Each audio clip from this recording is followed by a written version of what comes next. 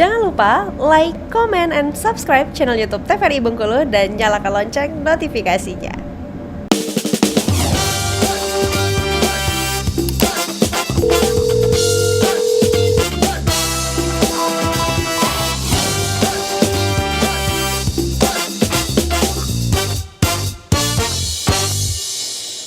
Baik, kembali pemirsa di Dokter Gita TVRI Bengkulu bersama Kita Sehat untuk hari ini, dan kita masih berbincang tentang tema kita yaitu artritis bersama dengan Dr. Mulia Sundari, SPPD Vina SIM, dan juga ada Dr. Bella Dian Citra tentunya ya. Dan Dr. Sundari, kita sudah melihat beberapa penjelasan slide tentang artritis, dan artritis itu ada banyak macamnya ya kan.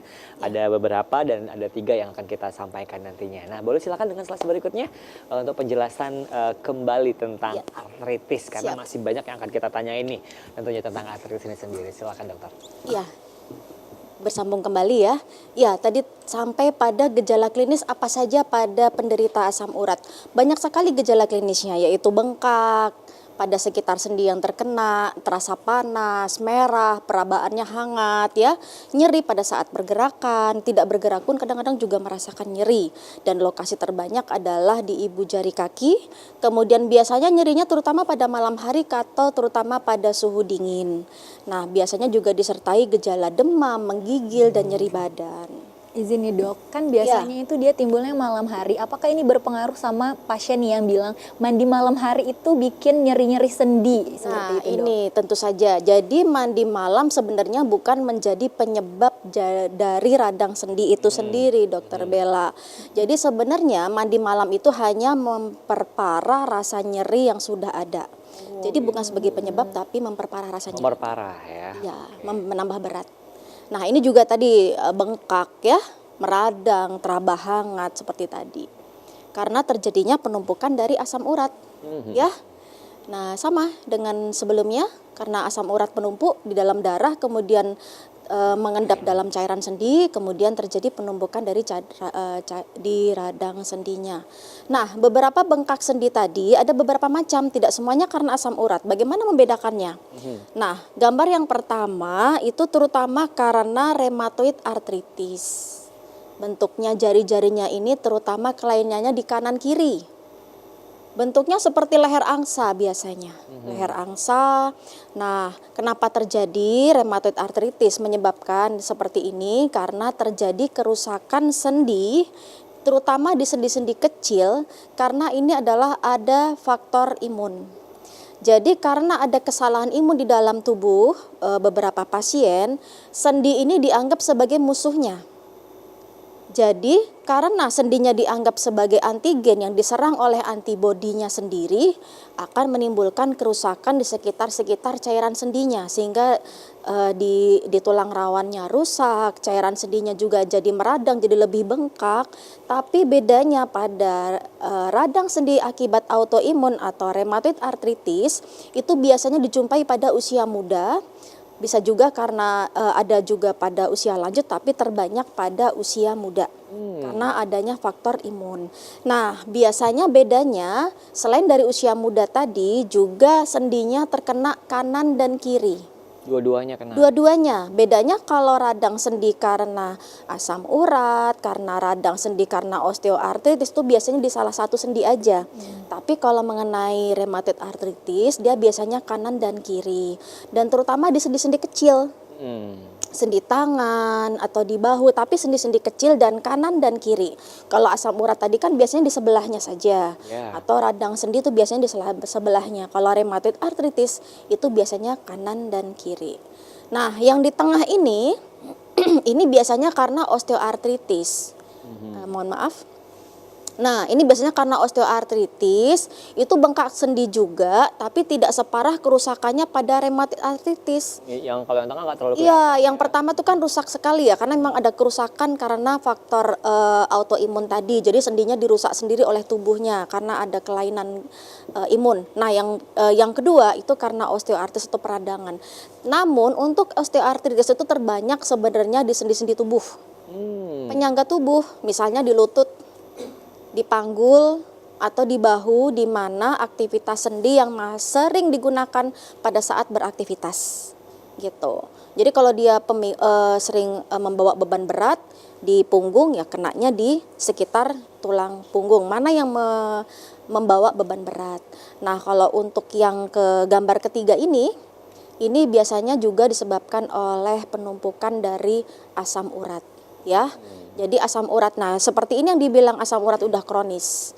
Banyak timbunan benjolan-benjolan di sekitar sendi karena penumpukan asam urat, dan biasanya kalau sudah parah dia mengeluarkan cairan keputihan warnanya seperti nasi ya.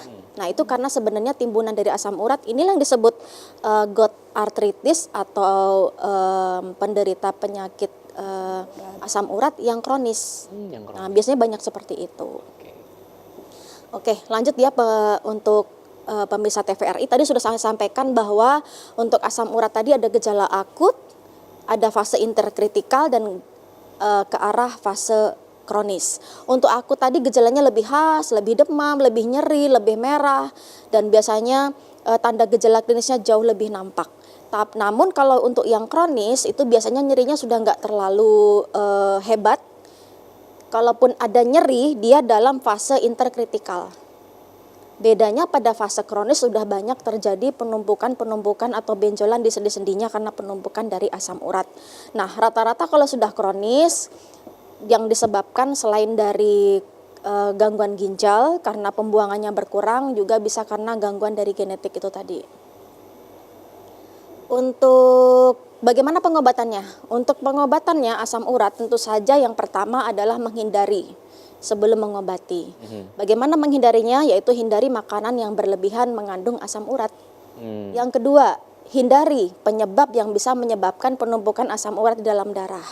Hindari gangguan ginjal yang pertama, supaya ginjalnya sehat bisa membuang kadar asam urat di dalam darah terbuang oleh ginjal, ya. Kemudian hindari juga aktivitas terlalu berat, olahraga terlalu berat, kerja terlalu berat, karena itu juga bisa meningkatkan kadar asam urat. Nah, biasanya dokter memberikan pengobatan asam urat. Obatnya tergantung penyebab. Jika penyebabnya dari penumpukan asam urat karena produksi yang berlebihan, biasanya dokter memberikan pengobatan yang berupa kolkisin atau allopurinol, ya, yaitu obat-obatan yang bisa menurunkan kadar asam urat di dalam darah. Nah, jika penyebab gangguan asam uratnya karena pembuangan yang berkurang atau gangguan ginjal, biasanya dokter memberikan obat yang menyebabkan supaya asam urat terbuang secara lancar, biasanya golongan probenecid, atau mengatasi gangguan ginjalnya penyebabnya karena apa. Nah, jika nyeri, dokter memberikan beberapa pereda anti nyeri, tetapi hati-hati, pereda anti nyeri itu tidak boleh diminum terus-menerus, karena efek sampingnya banyak sekali, ke lambung dan ke ginjal jika dikonsumsi berlebihan. Kortikosteroid itu ingat bila tidak respon dengan pengobatan, tidak boleh diminum berlebihan. Namun masyarakat nih, banyak sekali yang korban obat beli sendiri. Iya betul dok. Katanya Pil 2 warna, nyeri, pil ya. 3 warna, beberapa jamu yang mengandung obat-obatan tertentu, itu dikonsumsi tidak dengan resep dari dokter, sering beli sendiri, sehingga efek sampingnya adalah justru memperberat karena terjadi komplikasi muntah darah, ya, bahkan bisa menyebabkan gangguan ginjal karena obat yang tidak sesuai dengan resep dokter diminum berlebihan. Jadi yang merusak ginjal adalah obat pereda nyeri yang diminum tidak sesuai dengan indikasi, gitu. Jika komplikasinya pasiennya tetap udah sampai fase kronik nih dok, dia nggak Iya. mau berobat gitu karena katanya keluhannya sudah berkurang kan di fase kronik. Itu Iya. apa dok kalau komplikasi lanjut? Nah, iya, yang sering menyebabkan lengah itu pada saat penderita gout arthritis fase kronik. Dia merasa nyerinya berkurang, bahkan nyerinya biasanya dia keluhkan cuma benjol-benjolnya. Tetapi sebenarnya komplikasinya ada yang tidak terlihat tetapi membahayakan. Yaitu tumpukan asam urat tadi bisa mengendap di ginjalnya.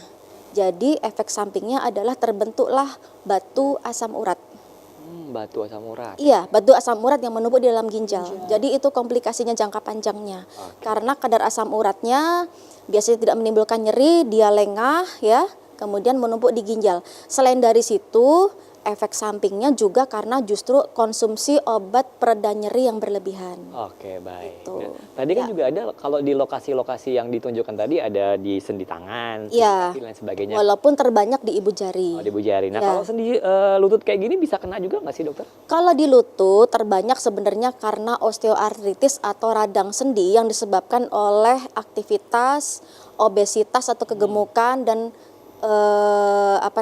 usia. Oh, gitu. Iya, walaupun beberapa asam urat berpengaruh tapi nggak banyak yang di lutut, tapi terbanyak karena osteoartritis. Oke, baik. Gitu.